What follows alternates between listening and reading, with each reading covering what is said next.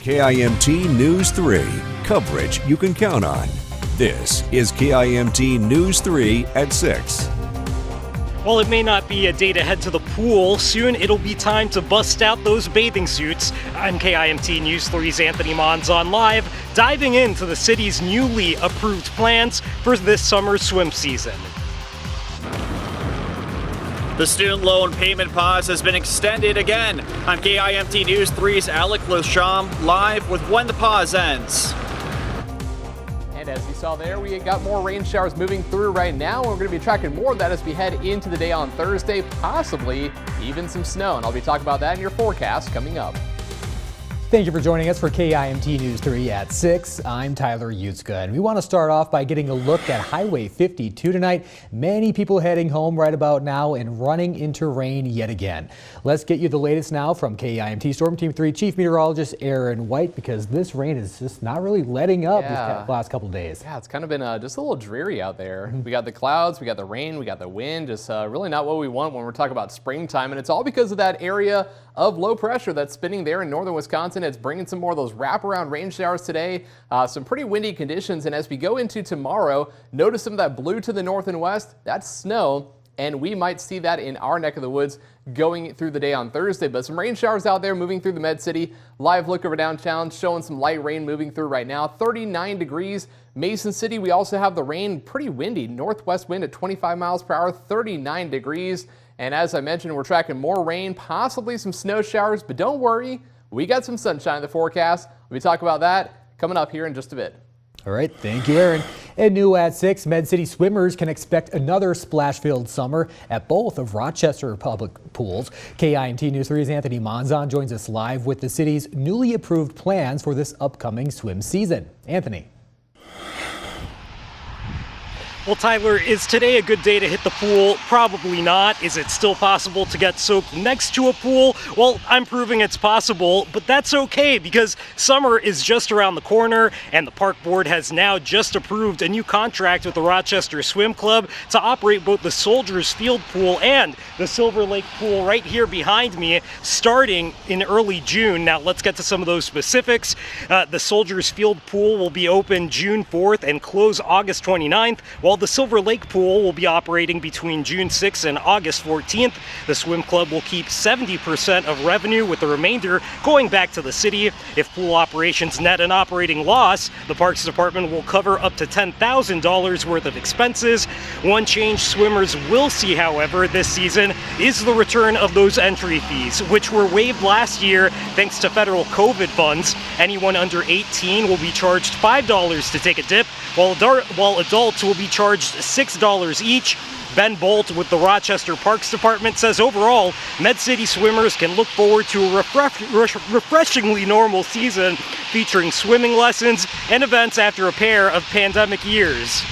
Looking to get some of our special events going again, maybe, movies at the pool. Maybe it sounds a little boring but just be back kind of to the normal 2019 version of being able to offer programs again this summer. And this contract does represent a bit of a backstroke in the fate of the Silver Lake pool. The city was planning on permanently closing it back in 2020, but here we are 2 years later, and it's still very much kicking. Live in Rochester, Anthony Monzon, KIMT News 3. Anthony, thank you very much. Now the contract now heads to Rochester Mayor Kim Norton's desk for final approval. Also new at 6, the Biden administration is extending the pause on student loan payments again. KIMT News 3's Alec Lasham spoke with a Winona State University student and joins us live outside of the college's Rochester location. Alec, how long will this pause last? Well, Tyler, this new extension will kick that student loan football down the road until September 1st. The student loan payment and interest freeze was started by former President Trump in March of 2020 and has now been extended roughly 5 times in 2 years. President Biden says he is in favor of canceling up to $10,000 per student in student loan debt, but wants to see Congress pass the legislation first. Winona State University student Creighton Butler says he hopes Biden falls through on debt cancellation. It would help me a tremendous amount. It would definitely help jumpstart me after graduating. And I think it would help a lot of other people too, especially people who maybe didn't finish college. I think that it would help them. Winona State University, as seen right here behind me, tells me that roughly 58% of students used federal student loans last year. Live in Rochester, Alec Lasham, KIMT News 3. Right, Alec, thank you very much. Now, there are roughly 43 million student loan holders, amounting to more than $1.6 trillion of debt. That's according to the Education Department.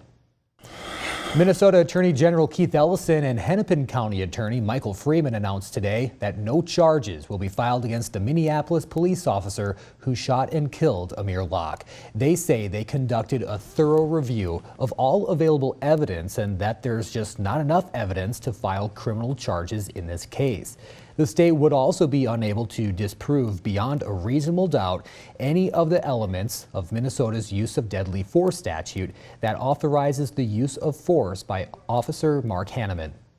Amir was a victim. He never should have been called a suspect. The role that County Attorney Freeman and I took on was to determine whether the current law permitted us to file criminal charges in Amir's death. And in so doing, we had to evaluate all the evidence to Minnesota's use of force statute. And both prosecutors met with Locke's family before announcing their decision not to pursue charges. With rising prices, it wouldn't hurt to save a few extra bucks, now would it? We'll tell you how you can with Minnesota's Weatherization Assistance Program and how to apply. Plus, if you're not too fond of getting a vaccine shot for COVID-19, there's a pill option that's getting some good results. KIMT News 3 at 6. Your local news with KIMT News 3's Tyler Yutzka. Tracking storms with Storm Team 3 Chief Meteorologist Aaron White. This is KIMT News 3. More local news that is happening right now. We are coverage you can count on.